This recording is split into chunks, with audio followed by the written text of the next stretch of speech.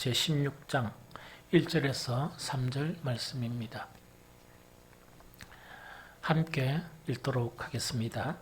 바리새인과 사두개인들이 와서 예수를 시험하여 하늘로부터 오는 표적 보이기를 청하니 예수께서 대답하여 이르시되 너희가 저녁에 하늘이 붉으면 날이 좋겠다 하고 아침에 하늘이 붉고 흐리면 너희가 날씨는 분별할 줄 알면서 시대의 표적은 분별할 수 없느냐. 한 번 더 자세히 읽도록 하겠습니다. 바리새인과 사두개인들이 와서 예수를 시험하여 하늘로부터 오는 표적 보이기를 청하니 예수께서 대답하여 이르시되 너희가 저녁에 하늘이 붉으면 날이 좋겠다 하고 아침에 하늘이 붉고 흐리면 오늘은 날이 굳겠다 하나니 너희가 날씨는 분별할 줄 알면서 시대의 표적은 분별할 수 없느냐. 아멘. 우리가 신앙생활 하면서 이 믿음이 좋다는 그런 기준 있죠. 믿음은 참 중요하죠. 우리가 믿음으로 구원을 얻으니까. 또 믿음이란 것은 하나님으로부터 우리 인간에게 임하는 모든 은총의 그런 통로가 믿음이란 통로예요. 그래서 믿음이 좋다는 것은 대단히 중요한 그런 것이다. 그런데 우리가 신앙생활하면서 믿음이 좋다, 또 믿음이 좋지 않다 하는 기준을 여러 가지로 평가를 해요. 그래서 대다수 우리 그리스도인들이 평가하는 기준은 맞아요. 맞는데 우리 믿음에서 이 한 가지가 없다 그러면 믿음이란 의미 자체가 전혀 없어져 버리는 게 있어요. 참 무서운 거죠. 그래서 우리가 믿음이 좋고 안 좋고 그 문제가 아니고 이 한 가지가 그 믿음 안에서 쏙 빼버리면 믿음이란 의미 자체가 없어져 버린다 하는 그 한 가지가 있는데 그것이 바로 분별력이에요. 오늘 본문에 있는 분별력이에요.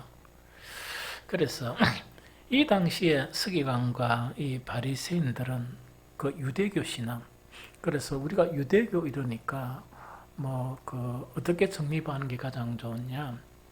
성경은 구약과 이 신약의 그런 연결선상에 있습니다. 그럼 기독교는 어디에서 나오는 거니까? 유대교라는 그 자체에서 이렇게 나온 겁니다. 더 순수하게, 더 정확하게, 더 진리로. 이 무슨 말겠죠? 그래서 서기관과 바리새인들은 유대교 신앙, 그들도 역시 하나님을 이렇게 섬기고 믿는 신앙이에요. 그런데 서기관과 바리새인들은 그 주류 세력이었습니다. 이 주류 세력이고 이 사람들은 많은 사람들을 가르치는 사람들이에요. 오늘날 같으면 성직자 이런 정도 되겠죠. 물론 바리새인 전체가 성직자는 아니지만 그렇게 된다는 이야기죠. 이들의 대부분은 어떻게 생활했느냐? 하루에 3번은 이 바리새인들과 이 사두개인들은 하루에 3번 있죠. 이 3번 자체는 늘 기도하는 생활을 했었어요. 일주일에 2번은 금식을 했었어요. 또 금식이라 하니까 여러분들이 얼마나 배고프겠다 생각하는데 유대인의 금식은 해 뜨고 난 이후부터 해 지기 전까지 안 먹는 거예요. 우리가 보통 금식하는 하루 전도로 쫄쫄 굶는 그게 아니고 해 뜨기 전에는 먹고 또 해 지고 나면 막 먹어요. 그래서 그런 금식인데 그런 금식이라도 여러분들 해 뜨고 하루 전도로 아무것도 안 먹고 이 저녁까지 해 지기 전까지 기다린다는 건 대단한 일이죠. 또 뿐만 아니고 안식일, 오늘날 같은 주일이에요. 안식일이라는 것은 뭐냐? 이제 시대적 해석에 따라서 가장 좋은 날을 안식일로 바꿨어요. 그래서 주일이다, 그죠? 그러면 주일 성수는 이거는 무슨 일이 있어도 주일 성수하는 그런 사람들이었어요. 그러다 보니까 이 정도가 되면 이 주축 세력이었죠. 이 주축 세력이었어요. 그런데 이 사람들에게는 치명적인 약점이 있었어요. 믿음이란 다른 부분 자체는 너무 좋은 부분이 많았어요. 그런데 아주 치명적인 약점이 있었는데 그 약점 자체를 오늘 예수님이 지적하시는 거예요. 어떻게 지적하시는가 하니까 이렇게 시대의 표적을 분별하지 못하는 그런 신앙이다고 이제 지적을 하시는 거예요. 그러면 이 시대의 표적을 분별하지 못하다, 즉 분별력이 있어야 되는데 분별력이 없다 하면 뭐냐? 그들의 모든 금식이나 그들의 모든 기도 생활이나 그들의 모든 안식일을 거룩하게 지키는 이 모든 것이 의미가 싹 사라져 버리는 거예요. 이 의미가 사라져 버리는 거예요. 그래서 정말 이들은 분별력이 없어서 결국은 뭐 하느냐? 그 많은 기도, 그 많은 금식, 그 많은 막 이렇게 주일을 성수하는 그런 것은 있었는데 하나님의 아들을 죽여버린 거예요. 참 대단하죠? 그래서 분별력이 없으면 왜 되는가 하니까 우리의 모든 신앙의 요소들이 좋은 것이 많더라도 무산이 되어버린다. 무산이 되어버린다. 그만큼 분별력은 대단히 중요한 것이다 하는 그 이야기죠. 성경에서 이야기하는 분별력이라는 것은 어떤 의미가 있느냐, 또 어떤 성질, 속성을 가지고 있느냐, 그걸 먼저 우리가 아는 게 중요합니다. 고린도전서 2장 6절 8절 우리 함께 읽어보도록 합니다. 고린도전서 2장 6절 8절 읽습니다. 시작. 그러나 우리가 온전한 자들 중에서는 지혜를 말하노니 이는 이 세상의 지혜가 아니요 또 이 세상에서 없어질 통치자들의 지혜도 아니요 오직 은밀한 가운데 있는 하나님의 지혜를 말하는 것으로서 곧 감추어졌던 것인데 하나님이 우리의 영광을 위하여 만세전에 미리 정하신 것이라. 이 지혜는 이 시대의 통치자들이 한 사람도 알지 못하였나니 만일 알았더라면 영광의 주를 십자가에 못 박지 아니하였으리라. 이렇게 되어 있습니다. 그러면 고린도서 2장 6절 8절 상당히 어려운 그런 단어들로 구성되어 있는데 아주 쉽게 설명하면 이 이야기입니다. 분별력은 두 가지가 있다는 이야기죠. 그래서 분별력이라는 것은 분별하고 가장 분별력을 가지게 하는 것이 지혜예요. 맞죠? 이 지혜인데 이 지혜는 두 가지 지혜가 있다는 이야기입니다. 한 가지 지혜는 뭐냐? 이 세상의 통치자들이 가지고 있는 지혜다 하는 그 이야기입니다. 그럼 이 세상 사람들이 이 세상을 살아가는데 필요한 그런 지혜다 하는 그거를 이야기합니다. 그런데 이건 어떤 것이 있느냐? 어떻게 하면 권력을 잡을 수 있느냐? 어떻게 하면 돈을 많이 벌 수 있느냐? 또한 어떻게 하면 사람들의 관계를 잘 가질 수 있느냐? 또 어떻게 하면 여러 가지 이 가정도 원만하게 이렇게 끌어나갈 수 있느냐? 이런 지혜들을 이야기해요. 이런 지혜들을 이야기하는데 예수님께서 분별력이라는 여기서 너희는 분별력이 없다는 분별력은 이 지혜하고는 상관이 없어요. 즉 이 지혜 있죠. 이 분별력을 가지고 시대의 표적은 분별할 수 없습니다. 그게 아쉬운 거예요. 그래서 통치자들도 이 분별력이 없었다, 이 지혜가 없었다는 것은 뭘 이야기하는 거니까 그 당시에 로마 자체에서 로마는 가장 중요한 것은 뭐냐니까 이 사람들은 그 헬라 사상 자체하고 또 자기들의 사상이 결합되어서 가장 중요시 생각하는 게 지혜예요. 지혜. 그러면 이 세상 사람들의 지혜, 그 다음에 그때 로마가 통치하고 있었으니까 지혜와, 그 다음에 가장 신앙이 좋다고 하는 이 유대인들의 그런 집권자들이 있죠. 이 집권자들도 뭐냐? 어떤 세상의 지혜는 가지고 있었지만 예수님이 말씀하시는 시대적인 표적을 분별하는 지혜가 없었다는 이야기. 참 신기하죠. 그런데 얼마나 없었느냐? 한 사람도 없었다. 이렇게 이제 표현을 하죠. 그래서 이거는 뭐냐니까 세상적인 지혜를 근거로 해서는 시대적 이 표적을 분별할 수 있는 지혜에는 미치지 못합니다. 이 세상에 아무리 똑똑한 사람, 아무리 많이 배운 사람, 심지어 어떤 사람은 그 중에서도 신학이란 거는 성경이나 하나님을 공부하는 사람이죠. 그런 사람들조차도 하늘로부터 오는 지혜를 근거로 하는 분별력이 없으면 그것을 분별하지 못한다는 그 이야기입니다. 참 슬프죠. 참 슬프죠. 그래서 잠깐 이걸 이야기하는 거예요. 두 번째, 이제 이 분별력은 뭐냐니까, 이 세상의 똑똑함이나 이 세상의 지혜가 아닌 하나님으로부터 은밀한 그런 지혜를 이야기해요. 은밀한 그런 지혜와 그 분별력을 이야기하는데, 예수님께서 오늘 말씀하신 시대의 표적의 분별력이 있다는 것은 이 지혜를 가져야만이 그 분별력을 가질 수 있다는 그 말씀이에요. 그런데 이 예수님 앞에 나온 이 바리새인과 사두개인들은 자기들은 진리의 최고봉이 있고 지혜의 최고봉이 있다 스스로 인정을 하지만 뭐가 없었단 말입니까? 은밀하게 하나님으로부터는 그런 지혜가 없어서 시대의 표적을 분별할 수 없는 그런 사람이 됐던 거예요. 그래서 원래는 바리새인하고 사두개인들은 적이에요. 정적이에요. 그래서 둘이 함께 못하는데 이 사람들이 분별력이 없다 보니까 하나님의 아들인 예수 그리스도를 죽이는 데는 하나가 된 거예요. 대단하죠. 하나가 되고 누구하고도 하나가 됐느냐? 로마하고도 하나가 되어서 뭡니까? 그들이 가진 세상적인 지혜를 통해서 누구를 갖다가 죽입니까? 하나님의 아들인 예수 그리스도를 죽이게 되는 거예요.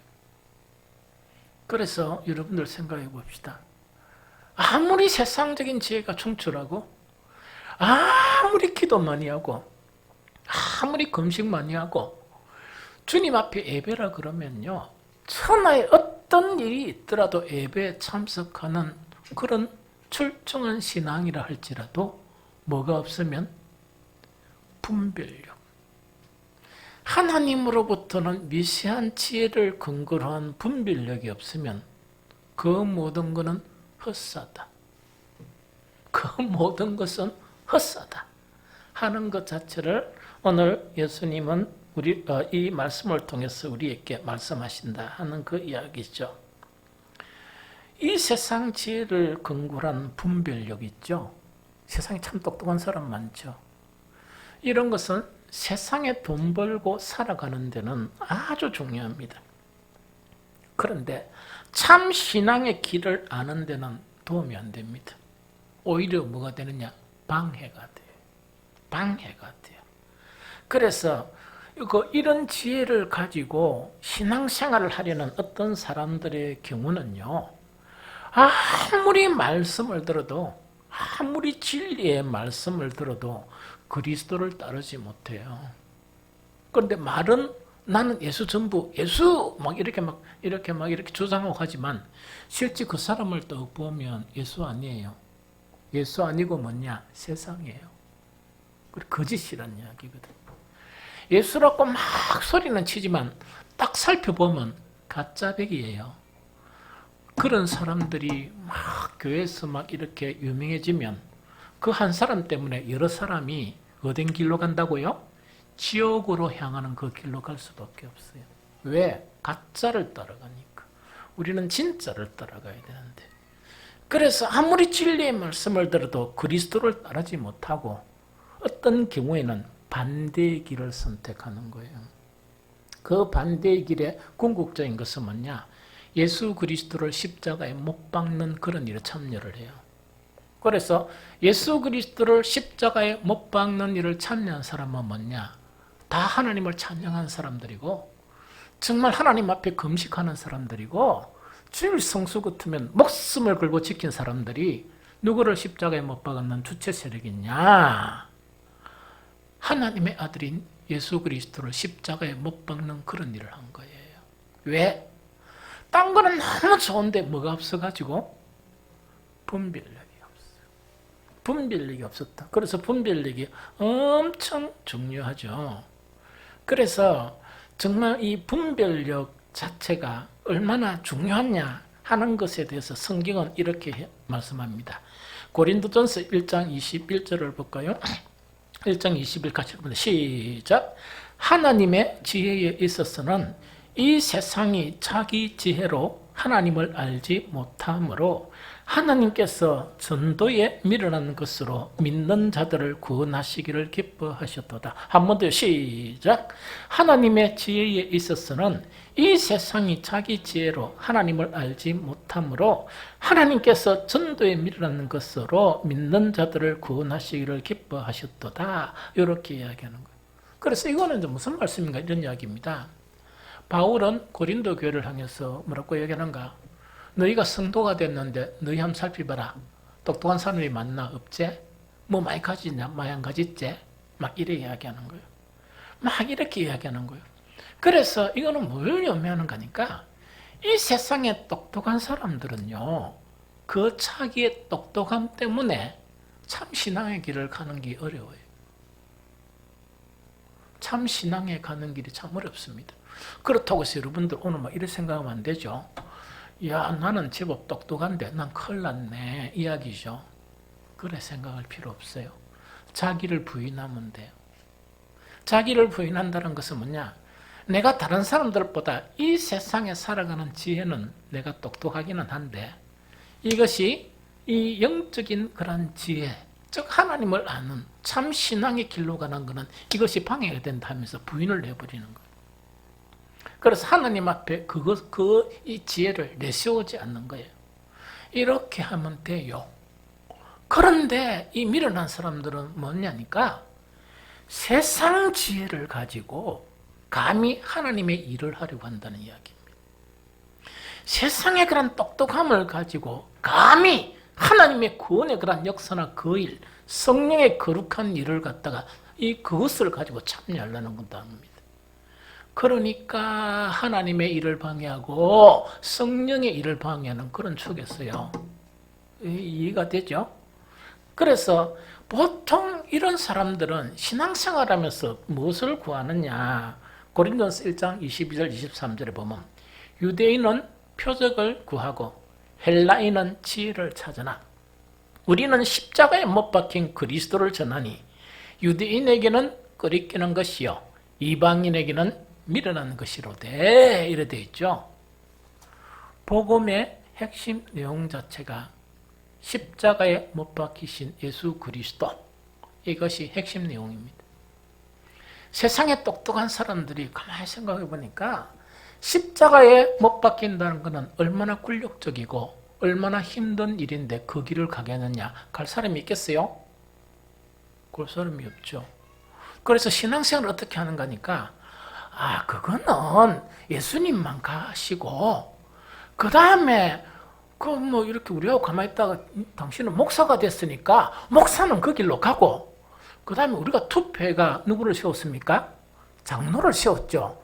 장로도 가세요. 그런데 우리는 갑니까 안 갑니까? 안 가요.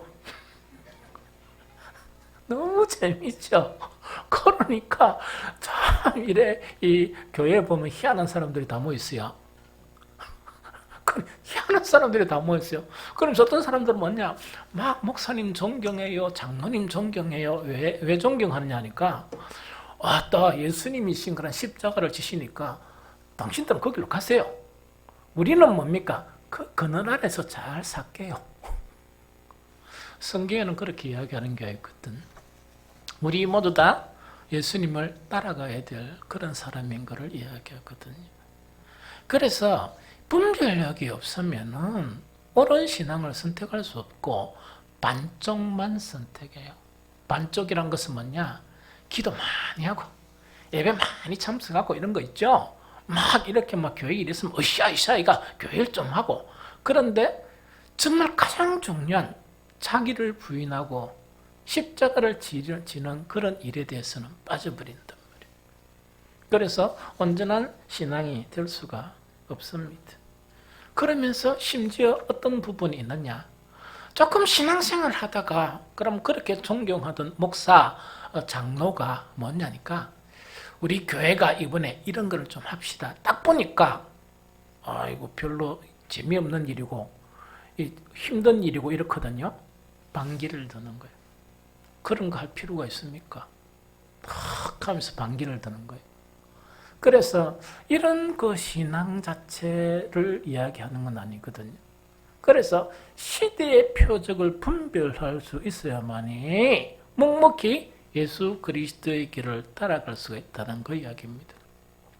또한 시대의 표적을 분별하지 못하면 어떤 사람의 경우는 뭐냐? 항상 하나님의 사람을 안 따르고 누구를 따릅니까? 가짜를 따라요. 거짓 선지자를. 그거는요, 구약부터 신약까지 그거는 정해져 있는 거예요. 그런데 왜 따르느냐? 시대의 표적을 분별하지 못하기 때문에 그렇다 하는 그 이야기입니다. 그래서 이 분별력은 신앙에서 대단히 중요한 거예요. 아주 중요한 거고, 이 분별력을 가지게 하는 지혜 있죠? 지혜라는 건 세상 지혜가 아니고 하나님으로부터 오는 그런 미세한 지혜를 이야기해요. 이 지혜는 대단히 중요하다. 그래서 성경은 정말 이 참된 영적인 분별력을 가지는 이 지혜를 어떻게 평가하는가? 잠언 3장 18절에 보면 지혜는 그 얻은 자에게 생명나무라. 지혜를 가진 자는 복되도다. 그래서 여러분들 지혜, 세상 지혜가 아닌 그 세상 지혜도 가지고 있어야 돼요. 그러나 그 세상 지혜 위에 무엇을 더해야 된다? 하나님의 지혜를 더해야 됩니다. 그래서 성경은 이 지혜가 뭐냐? 생명나무다. 이거는 뭔 의미가 니까 네가 지혜가 있어야 네가 산다. 영적으로 산다 하는 그거를 이야기합니다. 네가 지혜가 있어야 참 복이 된다 하는 그것을 가르치는 거예요. 그것뿐만 아니고 잠언 4장 7절은 뭐냐? 이렇게 이야기해요. 지혜가 제일이니 지혜를 얻으라. 네가 얻은 모든 것을 가지고 명철을 얻을지어다. 이래 되어 있습니다. 그럼 이거는 뭐냐? 하나님으로부터는 그 지혜를 얻으려고 몸부림쳐야 돼요. 그런데 신기하게도 뭐냐? 하나님은 이 지혜를 어떻게 주시느냐? 힘써 이 지혜를 구하면 공짜로 주세요. 그런데 이 사람들은 뭐냐? 이 하나님으로부터 지혜를 안 구하고 무슨 지혜를 구한다? 세상 지혜를 자꾸 구하는 거예요. 그러다 보니까 영적으로 이렇게 뭡니까? 발전이 없다 하는 그 이야기죠. 이제는 조금 깊이 이제 들어가겠습니다. 예수님이 말씀하신 시대의 표적에 대한 것이 이 어떤 말인가? 이 말부터 조금 이렇게 좀 깊이 있게 좀 설명이 필요할 것 같아. 오늘 본문 16장 3절에 뭐냐? 아침에 하늘이 붉고 흐리면 오늘은 날이 굳겠다 하나니 너희가 날씨는 분별할 줄 알면서 시대의 표적은 분별할 수 없느냐? 이렇게 되어 있습니다. 오늘 16장 3절에서 단어 3개를 딱 이래 봐야 됩니다. 그게 눈에 확 들어와야 돼요. 그래서 단어 3개를 보면서 이 단어가 어떤 의미인가 그걸 알아야 돼요. 한 가지 단어는 시대란 단어예요. 한 가지 단어는 표적이란 단어예요. 한 가지 단어는 분별이란 단어예요. 이 3가지 의미를 알아야 됩니다. 그래서 이 3가지 의미를 딱 종합해가지고 예수님이 말씀하신 시대의 표적을 분별한다는 것은 뭐냐 하는 그런 것을 딱 깨달아야 됩니다. 여기서 예수님이 시대라고 이야기하죠. 시대라고 이야기하니까 그냥 뭐 아무런 생각 없이 읽으면 시대 막 이렇게 이야기하지만은 시대라고 하는 단어는 어떤 단어인가 하니까 시간의 개념이에요. 시간이란 단어예요. 이 시간. 그런데 성경에서 시간이란 단어는 2가지 의미가 있습니다. 시간이란 단어는 2가지 의미가 있어요. 하나는 어떤 단어인가 하니까 한 번씩 설명했지만 크로노스라는 시간의 개념은 우리가 지금 흘러가는 시간 이거를 이야기합니다. 오늘 주일이구나, 내일 월요일이구나 뭐 이런 거 있죠. 그 시간을 크로노스라고 이야기해요. 그런데 예수님이 시대의 표적이라 하면서 시대라 이야기하는 이 시간은 크로노스를 말씀한 게 아니고 카이로스를 말씀하신 거예요. 카이로스. 그럼 여러 번 설명했지만 다시금 카이로스가 뭐냐 하는 거를 할게요. 설명할게요. 시간이 막 흘러가죠. 시간이 흘러가는데 하나님이 어떤 목적을 가지고 그 시간에 임하는 것을 이야기해요. 하나님의 시간. 그걸 카이로스라 그래요. 다시 이야기합니다. 보통 시간이 막 흘러가죠. 그 흘러가고 우리가 먹고 자고 하는 그 시간들은 어떤 시간이 있냐? 크로노스란 시간이에요. 그런데 그 시간의 흐름 속에서 우리 성경 보면 어떤 말들이 있습니까? 때가 참해 이야기죠. 때가 참해하는 그 시간의 때는 뭐냐니까 시간이 흘러가는 역사 속에서 하나님께서 어떤 일을 하시기 위해서 하나님이 개입하는 시간입니다. 대단한 시간이죠. 하나님이 딱 개입하는 시간이에요. 그 시간이 이 카이로스라는 시간이에요. 그래서 이세 시간이라는 것은 뭐냐니까 하나님이 개입하는 시간이다. 그런데 생각해 보세요. 우리가 영적이지 못하면 어떻게 되겠습니까? 시간이 막 흘러가는데 하나님이 개입하는 시간인 것을 깨닫겠습니까? 못 깨닫습니까? 멍청하게 흐느지는 것. 그러면 헛한. 깨어있는 사람은 무엇을 하는가 하니까 시간의 흐름 속에 어떤 거 있으면 하나님이 개입하시구나. 그걸 깨닫는 거예요. 그러면 무엇에 집중하겠어요? 하나님이 무엇을 하시는가 하는 것에 집중하겠죠? 그것이 생명을 가진 신앙의 모습이에요. 참 신앙의 모습이다 하는 그거를 이야기합니다. 그래서 시대란 그런 의미고 표적이란 것은 뭐냐 이야기입니다. 하나님이 다 개입하니까 어떤 시그널이 있는 거예요. 시그널이라는 건 뭡니까? 신호 혹은 뭡니까? 징조가 나타나는 거예요. 징조가. 그 징조가 여러 가지로 나타나는 거예요. 이제 좀 이해가 되겠죠? 그러면은 하나는 하나님이 개입하는 시간에 반드시 징조가 나타납니다. 그 징조가 나타나고 분별은 뭡니까? 그냥 탁 캐치하면서 이거는 하나님이 어떤 일을 위해서 이런 징조가 나타났다 하니까 이 영적으로 그 일을 보겠습니까? 세상적으로 육신적으로 그 일을 보겠습니까? 영적으로 보겠죠. 그러면서 막 기도하고 생각하고 일하겠죠. 이것을 뭐라고 이야기하는가? 시대의 표적이라 이야기한다. 그 이야기입니다. 그러면은 오늘 16장 본문 전후를 보면 이거를 이야기해요. 이거를 이야기해요. 이 바리새인과 사두개인들이 이거는 뭡니까? 서로 적인데도 이 예수란 분이 너무나 커가지고 우리가 연합해서 공격을 해야 되겠다 해가지고 예수님 앞에 이제 나타난 거예요. 나타나가 뭐라고 이야기하느냐? 당신은 자꾸 이 하늘에서 내려왔다 이야기하는데 그러면 그 징조를 보여달라 이걸 요구하는 거예요. 그 징조를 보여달라 요거를 이야기하는 거예요. 예수님의 답변은 무슨 답변인가 하니까 이 본문에 있는 것처럼 야들아 너희가 영적인 사람이라 그러면서 하나님을 섬긴다 하면서 저녁에 하늘이 붉으면 날씨 좋겠다 하고 아침에 하늘이 붉고 흐리면 오늘은 날씨가 안 좋겠다. 이거는 분별할 수 있다. 이거는 카이로스적입니까? 크로노스적입니까? 크로노스적이에요. 이거는 그 사람들이 아니라도 그 사람들처럼 기도 안 해도 세상 사람들은 다 압니까? 못 합니까? 알 수가 있는 거죠.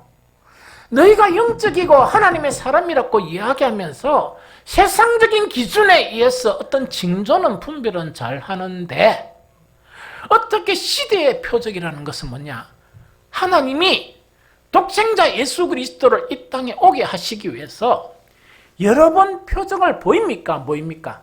수많은 표적을 보이는데 그 표적이 이미 예언된 표적입니까? 예언이 안 된 표적입니까? 구약 성경에 예언된 표적이 계속 보이는 거예요.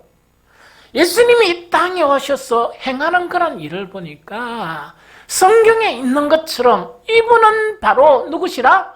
하나님의 아들이라는 그런 증거들이 보이는데도 뭐가 어두워서 영적인 이것이 어둡고 온통 머릿속에 있는 게 마음속에 있는 게 세상의 영광뿐이니까 뭐를 갖다가 못 본다?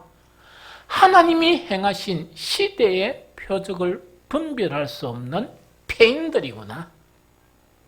그래서 이 사람들이 결국 어떻게 하느냐? 하나님의 아들인 예수 그리스도를 십자가에 못 박는 그런 일을 하게 됩니다. 이런 일을 하게 되거든요. 그래서 이제 이 내용 자체가 이런 부분이다 하는 그거를 이야기합니다. 그래서 그들이요, 정말 영적인 그런 이 부분으로서 심령의 눈을 떠가 성경을 보고 기도하고 했다 그러면 예수님이 누구인 것을 이미 안단 말입니까? 하나님의 아들인 것을 이미 다 하나님이 보여주셨어요. 그런데 하나님이 그런 표적들을 보여주셔도 어떤 눈이 없으면, 영적인 눈이 없으면 못 본다 이야기입니다. 그래서 수많은 기도와 수많은 예배와 저가 잘났다고 신앙생활 잘났다고 하는 그 모든 것들이 뭐가 없었어요? 시대의 표적을 분별하는 것이 없어서 그 사람들은 망한 거예요. 그만큼 이렇게 영적인 눈을 가질 수 있는 시대의 표적이 너무 중요하다 하는 그 이야기입니다. 그러면 이제 이 코로나19가 많은 사람들이 뭐 끝날 것만은 안 끝나고 지금 보니까 뭐 엄청 이렇게 많대요. 그래서 나는 이 정보를 잘 몰라가 너무 띵똥띵똥이가 많이 떠글래 아예 차단시켜 봤습니다. 그래서 어떻게 들어가는지 잘 모르고 사모도 타단시킬 걸래 당신은 열어놔라. 내가 물을 때 이야기했어. 이래가지고 이제 통해서 들어요. 통해서 근데 엄청나게 지금 이제 많이 확산이 되는 그 부분이죠. 그러면 이 코로나19는 이 크로노스적이 아니고 시대의 표적이라는 것은 카이로스적인 그 표적, 하나님이 우리에게 보여주는 시그널, 이것은 무엇일까? 이게 대단히 중요하거든요. 그래서 이런 우리가 신앙생활을 하는 사람들은 이 세상에 모든 일어나는 그런 일들이 세상 사람들이 생각하는 그런 걸로 판단하면 안 되고 이것이 카이로스적이냐, 즉 이 세대 속에 하나님이 개입하는 시간이냐 아니냐, 그걸 분별하는 것이 대단히 중요합니다. 그것뿐만 아니고 하나님께서 이런 표적을 보여주셨다면 하나님은 무엇을 우리에게 말씀하시는 거냐, 어떤 것을 위해서 우리에게 이것을 보여주시는가, 그거를 분별할 줄 알아야 돼요. 그런데 아쉽게도 나는 코로나가 두려운 게 아니고 이 코로나를 통해서 심지어 믿는다는 사람들이, 심지어 영적인 일을 하는 사람들이 이상한 이야기들을 짓거리고 하는 것을 보니까 그게 더 두려워요. 그게 더 슬퍼요, 사실은. 세상 사람들이 그렇게 이야기하는 거는 되는데 이 머리에 뭐가 들었는지, 이 생각에 뭐가 지배하는지, 말하는 한마디 한마디가 이 사람들이야 이 바리새인들하고 사두개인 같은 그 소리만 짓거리는 거예요. 그러다 보니까 저런 사람들이 앞으로 어떤 일을 하겠느냐, 정말 이 말세가 되면 저런 사람들이 어떤 일을 할 것이냐 하는 것 자체가 겁이 나요. 코로나보다 더 겁이 나요. 왜? 그들의 영혼이 멸망하니까. 오늘요, 이 코로나19에 대한 시대적 표적이 있죠. 이것을 카이로스적이죠. 이걸 먼저 설명하기 전에 제가 참 재밌는 것들을 많이 봤어요.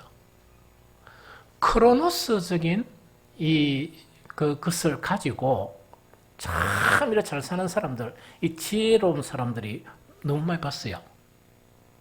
그래서 여러 가지가 있는데 두 가지만 딱 이야기를 할게요. 한 가지는 뭐냐니까 세상 지혜를 가지고, 그렇게 두 가지 다 우리가 모두 다 이 코로나 바이러스 두려워하죠?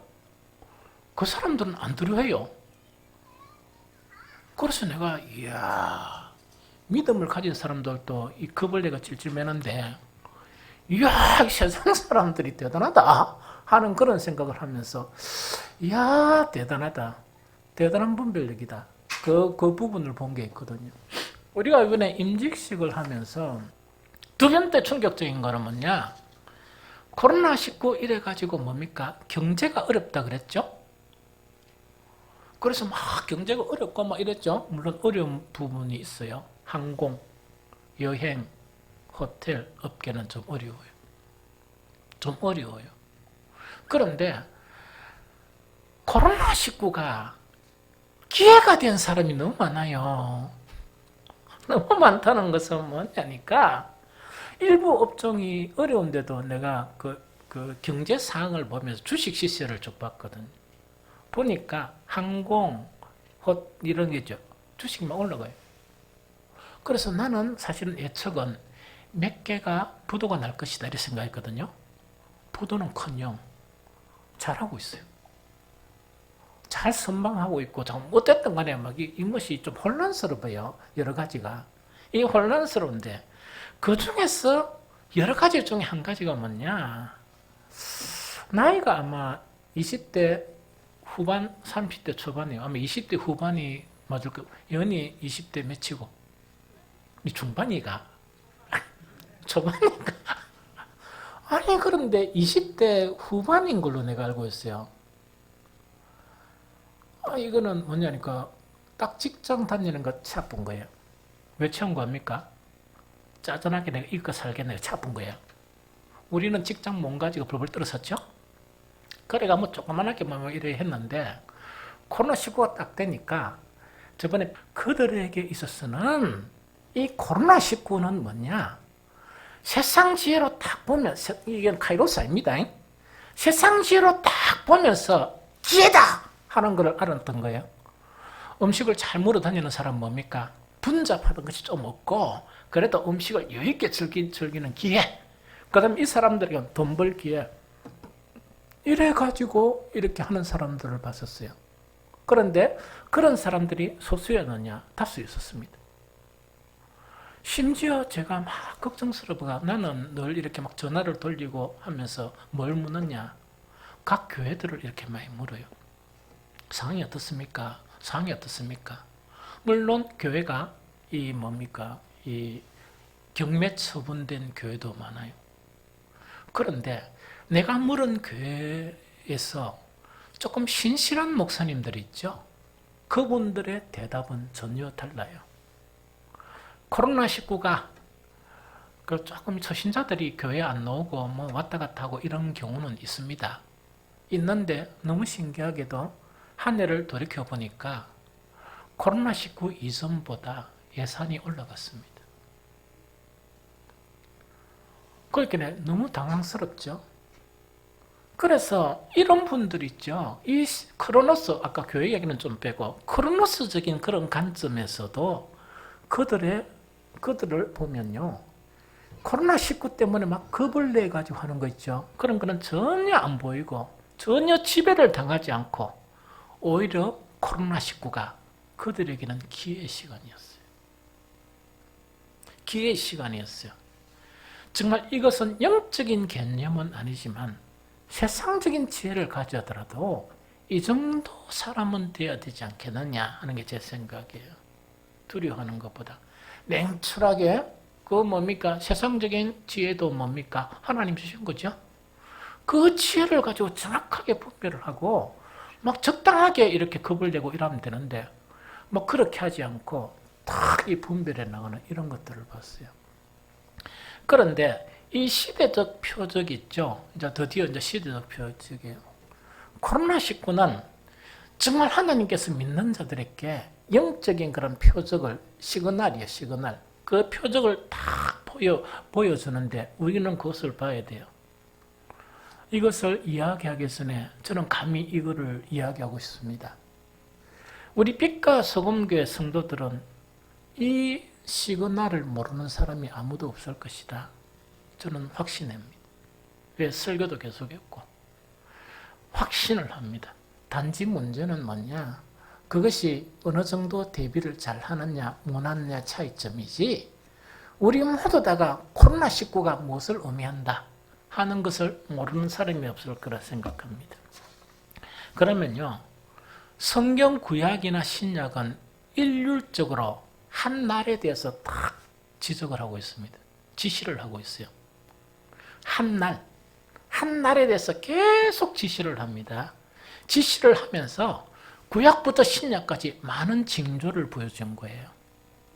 그래서 영적인 사람들은 영적인 눈으로 그 날을 딱 인식할 수 있도록 또 그 날을 그들의 신앙생활에 늘 생각할 수 있도록 그것은 성경을 가르칩니다. 그래서 한 구절만 딱 보면 이 스바냐서에서는 그 날을 이렇게 표현해요. 스바냐서 1장 14절 15절을 같이 읽어봅니다. 14절 15절 시작. 여호와의 큰 날이 가깝도다. 가깝도도 빠르도다. 여호와의 날의 소리로다. 용사가 거기서 슬피 우는도다.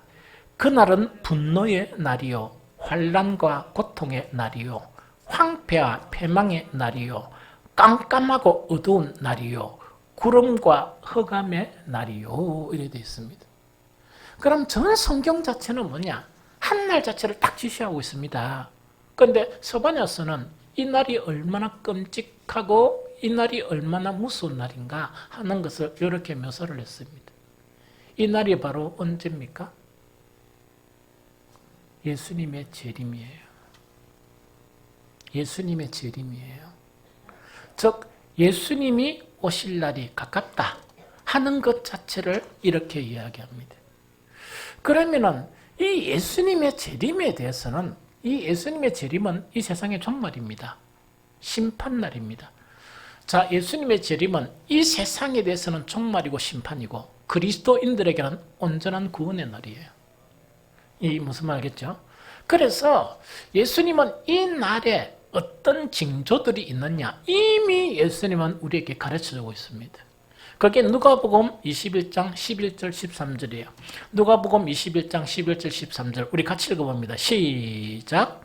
곳곳에 큰 지진과 기근과 전염병이 있겠고 또 무서운 일과 하늘로부터 큰 징조들이 있으리라.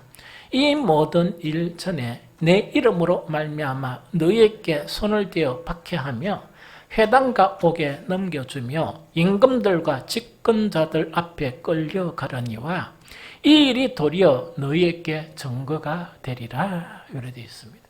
그럼 이거는 이제 뭐냐니까 예수님께서 이미 예수님이 오실 날이 되면 그 징조를 이런 징조가 나타난다는 걸 이미 말씀하셨어요. 그러면 사실은 카이로스적인 시대의 그런 표적을 분별하는 것은 말씀을 근거한 거예요. 성경을 근거한 거예요. 그래서 어떤 일이 있느냐? 곳곳에 지진이 일어난다 하는 그 이야기입니다. 곳곳에 지진이 계속 일어나죠. 곳곳에 뭐가 일어난다고? 잘 먹고 사는 사람도 있지만 TV에 보면 아프리카나 이런 곳에서는요. 물자가 부족한 게 아니고 어린 아이들이 마실 물이 없고 음식이 부족해가지고 이 굶어 죽고 있는 그런 형편입니다. 그런데 한 가지 중요한 것이 전염병이에요. 즉 큰 지진이 일어나고 기근이 일어나고 전염병이 반드시 일어난다. 그 다음에 한 가지 부분은 뭡니까? 이 하늘로부터 큰 징조가 있다는 이야기죠. 이거는 과학적으로 이미 증거된 거예요. 오존층의 파괴. 남극과 북극의 뭡니까? 얼음이 이렇게 뭡니까? 녹아버리면서 많은 과학자들이 예측을 합니다. 우리나라 같은 경우 대한민국은 앞으로 언제가 되면 정확한 게는 모르지만 우리나라 이 땅이 황폐화되는 것이 몇 프로가 되고 심지어 일본이나 대한민국 자체가 이 뭡니까? 해수에 의해서 침수가 되는 땅 자체가 얼마 정도가 될 것이다. 이미 예측하고 있습니다. 그게 하늘의 징조예요. 이 징조들을 이미 뭐라고 보여주신다는 그 이야기죠. 그래서 코로나19는 뭐냐? 여러분들 코로나19 백신이 곧 나오게 될 것 같으면서도 이렇죠? 분명히 알아야 될 거는 뭐냐? 백신이 나와도 해결된 게 아니고 또 다른 시작입니다. 또 다른 시작입니다. 그러면서 뭐냐? 인간이 얼마나 나약한가? 이 바이러스란 정말 눈에 보이지 않는 그것이 세계 경제를 휘청거리고 여러 가지 뭡니까? 공항에 비행기들이 못 뜨게 만들고 이런 거 있죠. 이 정상들이 회의도 못하고 세계 정상들이 하는 그런 큰 위력을 보여줬습니다. 그래서 이것은 무엇을 보여주는가? 장차 이 징조들은 이제 마지막 성경에서 가르치는 그 날 자체가 곧 오리라 하는 것을 우리에게 제시를 해준다 하는 그 이야기입니다. 그래서 정말 우리는 그러고 그 뒤에 보면 이런 것들이 일어나면서 한 가지 또 현상이 일어나는 것은 뭐냐? 교회가 박해를 당하게 된다 하는 그 이야기입니다. 저는 이때까지 신앙생활 하면서 지금 이 지구상에 교회가 박해를 당하는 일들이 비일비재하게 일어났잖아요. 그래서 늘 뭐라 생각했는가 하니까 대한민국에는 종교 문제 때문에 박해가 일어나지 않는 것이 너무 좀 감사하기도 하고 어떤 때는 좀 죄송하기도 하다 하는 그런 생각이 들었습니다. 코로나19가 딱 일어나면서 내 생각이 잘못됐구나. 이제는 가까이 오고 있구나. 앞으로는 교회가 어떻게 될는지 잘 모르겠구나. 제가 예측하는 것 중에서요, 가장 두려운 게 이것입니다. 정부에서 교회를 핍박하는 것도 좀 그렇지만 그거는 가슴은 좀 덜 아플 것 같아요. 왜냐니까 최극단적으로 예배나 이런 것 때문에 이 목사가 감옥에 가야 된다면 그 영광스러운 십자가 누가 안 지려고 그러겠습니까? 갔다 오면 되지. 그런데 가장 가슴 아픈 것은 뭐냐? 교회 안에 있는 카이로스적인 사람하고 크로노스적인 사람이에요. 그런데 숫자가 카이로스적인 사람이 많겠습니까? 크로노스적인 사람이 많겠습니까? 세상 사람들이 더 많아요, 교회 안에. 신앙생활 하면서 이게 사도계인과 이 바리새인들이 더 많습니다. 이런 사람들이 조금 어려움에 처하면 누구를 핍박하겠습니까? 목사를 핍박하고 경건한 사람을 핍박하는 그런 세대가 되면 이거는 얼마나 큰 아픔인가?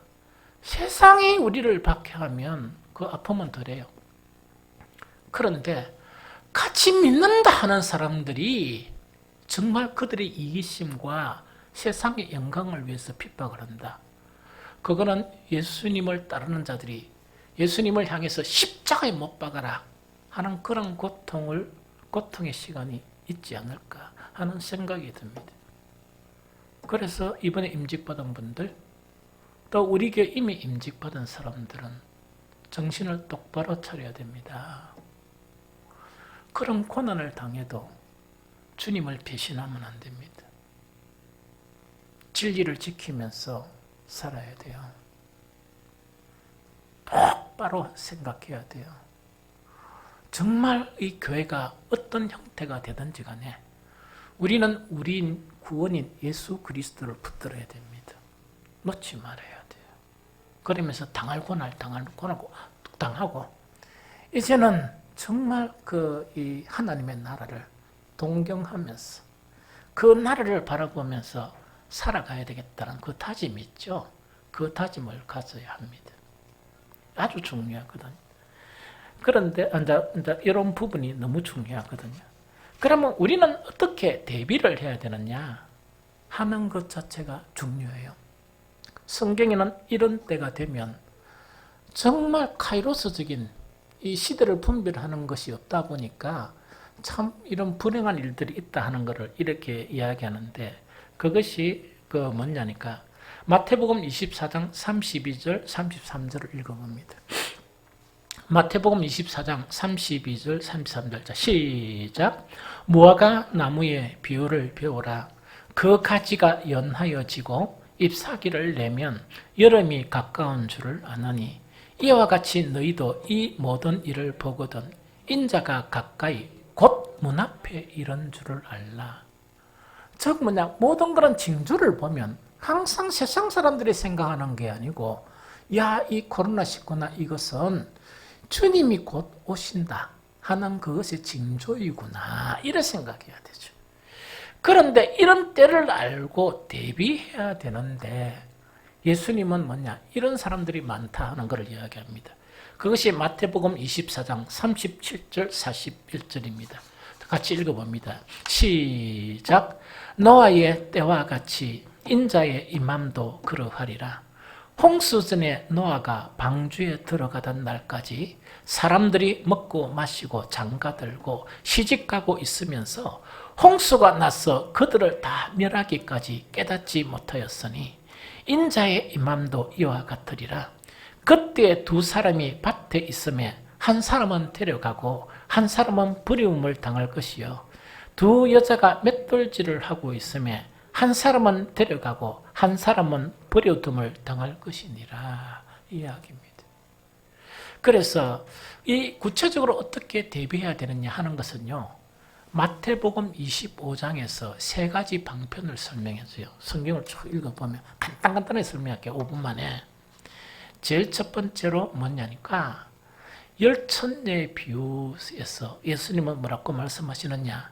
멍청한 5명이 되지 말고 슬기 있는 지혜 있는 5명이 되라 하는 그거를 이야기합니다. 그럼 여기서 핵심적인 내용은 뭐냐? 이 명청한 5명하고 지혜 있는 5명을 어떻게 비유하느냐 하니까 이 지혜 있는 5명을 향해서는 깨어 있어야 된다. 그 때를 알고 깨어 있어야 된다 하는 이야기고 기름을 준비하지 못한 멍청한 열처녀는 뭡니까? 그냥 이 크로노스적으로 이 시대를 보는 거예요. 코로나를 딱 보면서 막 벌벌 떨면서 있다니까 막 그것만 생각하는 거예요. 그래서 이렇게 되지 말라 하는 그 이야기입니다. 그럼 여기서 기름을 준비하고 안 하고 하는 것은 무엇을 의미하는가니까 영적으로 깨어 있어라 그걸 이야기합니다. 영적으로 깨어 있어야 된다. 즉 세상적으로 이렇게 막 이렇게 묻어 있으면 절대로 이거는 뭡니까? 그 기름을 준비할 수 없는 그런 사람들이다 하는 그거를 이야기하거든요. 그래서 우리가 육신과 영적인 것은 얼마나 중요하냐. 로마서 8장 5절 6절 육신을 따르는 자는 육신의 일을 영을 따르는 자는 영의 일을 생각하노니 영의 생각은 사망이요. 육신의 생각은 사망이요. 영의 생각은 생명과 평안이다. 이것이 깨어있는 상태예요. 그래서 육신의 세상의 영광이나 세상 것 자체가 마음이 가득한 그 상태에서 탈피해가 영적인 깨어있는 상태가 되면 이제 예수님이 오실 때 생명과 평안을 얻게 된다. 안 그러면 깨어있지 못하면 망하게 된다 하는 것을 이야기하는 거예요.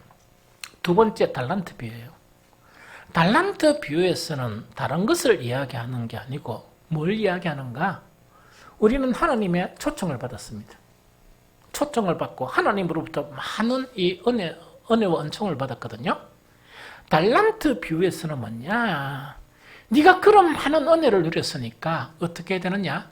네가 맡은 일에 대해서 최선을 다하라 그 이야기입니다. 네가 맡은 일에 대해서 최선을 다하라 하는 그 이야기입니다. 그러면서 예수님은 뭐라고 말씀하시느냐? 마태복음 25장 29절 30절 무릇 있는 자는 받아 풍족하게 되고 없는 자는 그 있는 것도 빼앗기리라. 이 무익한 종을 바깥 어두운 데로 내쫓아 거기서 슬피 울며 이를 갈리라 하니라 하는 이야기죠. 하나님부터 많은 은혜를 받았으니까 우리는 교회가 되기 위해서 내한테 주어진 그 부분은 최선을 다해서 충성하라. 이것 자체가 말세를 살아가는 비결이다 하는 그거를 이야기합니다. 세 번째는 뭐냐? 양과 염소의 비유예요. 참 불행하게도 교회는 뭐냐? 양과 염소가 혼입되어 있습니다. 가라지와 그다음 밀이 이 혼입되어 있습니다. 그것이 이 교회입니다. 이걸 잘 알아야 됩니다. 세상은 그냥 세상이니까 놔둬놓고 교회가 문제란 이야기입니다. 그러면서 염소가 되지 말고 양이어야 한다 하는 것은 무엇을 의미하는가니까 반드시요 정말 이 혼입되어 있지만 이 마지막 때 이 가라지와 밀 혹은 뭡니까 염소와 양은 분리가 된다는 그 이야기입니다. 그래서 성경에 이미 뭐를 설명하고 있느냐? 염소가 어떤 사람이다, 양이 어떤 사람이다. 성경에 다 있습니다. 너무 쉽게 볼 수 있습니다. 볼 수 있으면 내가 내 자신을 또 보면서 이게 아니구나 회개하면 돼요. 회개하면서 양이 되어야 돼요. 양이 되어야 되거든요. 그래서 예수님은 뭐냐? 양과 염소에서 그 운명은 어떻게 갈려지느냐? 분명하게 말씀하세요. 마태복음 25장 46절 염소는 그들은 영벌에 영원한 벌, 즉 지옥에 가게 된다. 그런데 의인들은 양은 뭐냐? 영생에 들어가게 된다. 이렇게 하면서 이 마태복음에 있는 분별력이 있죠. 이 말세를 통한 그런 분별력을 통해서 예수님은 우리에게 이런 교훈을 주신다는 이야기죠. 이제 말씀의 결론을 맺겠습니다. 신앙생활에서 여러 가지 중요한 것이 많습니다. 그러나 가장 가장 궁극적인 게 있어요. 그 궁극적인 거는 뭐냐? 세상이나 육신이 아니고 영이어야 됩니다. 왜? 하나님은 영이시니까. 그래서 이 신앙생활에서 여러 가지 것 중에 하나가 뭐냐? 하늘로부터 오는 신기한 지혜를 근거로 한 분별력이에요. 그래서 각 시대마다 일어나는 사건을 통해서 이 세상 사람들이 해석하는 것으로 해석하지 말고 어떤 것으로 해석한다? 하나님이 개입하는 그 있던 사건들이나 그 일들을 통해서 하나님이 무엇을 하시고자 하느냐, 우리는 무엇을 대비해야 하는가, 이거를 분별하는 것이 영적인 분별력입니다. 그래서 이 영적인 분별력 자체는 이 세상의 똑똑함하고는 전혀 관계가 없고, 때로는 이 세상의 똑똑한 것 자체가 영적인 분별력을 분별하는 데 방해가 됩니다. 그래서 그거는 부인을 해야 돼요. 코로나19요. 언젠가는 백신이 나옵니다. 백신이 나와서 다른 전염병이 만약 없는 시간들이 지속되더라도 하나님은 이미 올해에 무엇을 보여주시느냐? 하나님은 뭐냐? 시대의 표적을 보여주셨습니다. 2020년에 우리 저 표 있죠? 제가 이래 많이 봐요. 더 큰 은혜를 누리자 해가 시작했어요. 1월 말에 바로 터졌어요. 초창기는 제가 딱 보면서 주님 저거 띠볼까요? 이래 생각했습니다. 사실은 띠볼까요? 이래 생각했는데 시간이 지나면서 참 저 표 잘 만들었다. 하나님께서 참 잘 만들게 하셨다. 저는 코로나19가 있는 2020년이 우리 교회의 이 기회의 시간이었습니다. 그리고 기도나 여러 가지로 영적으로 전환하는데 아주 중요한 계기가 된 것이 코로나19였습니다. 그래서 저는 코로나19를 너무나 감사한 거예요. 물론 신앙이 좀 떨어지는 사람들이 장기간 결석하기도 하고 막 두려워가지고 하는 그런 것도 있지만 그건 어쩌겠습니까? 믿음이 그런 상태인데 뭐 그 사람들로 해서 기도만 하면 되고, 그러나 전반적인 우리 이 사람들이 강해지고 또 여러 가지 그런 부분 자체가 상당히 감사하게 생각해요. 그래서 2019년도에는 우리 교회를 보면서 여러 가지 부정적이고 그런 것들이 많이 있었는데 코로나19를 지나면서 저는 긍정적인 부분을 더 많이 봤어요. 그래서 감사하면서 이것이 참 하나님이 주신 그런 은혜다, 이렇게 제가 생각하게 되었습니다. 그래서 코로나19는 지나가지만 하나님이 2020년도에 이 2020년이라는 역사 속에 하나님이 개입한 시간, 그 징조가 코로나19입니다. 이것을 통해서 우리는 시대의 표적을 분별할 수 있는 분별력을 가져야 됩니다. 이런 분별력을 가지는 저와 여러분들이 되시기를 예수 그리스도 이름으로 축복합니다.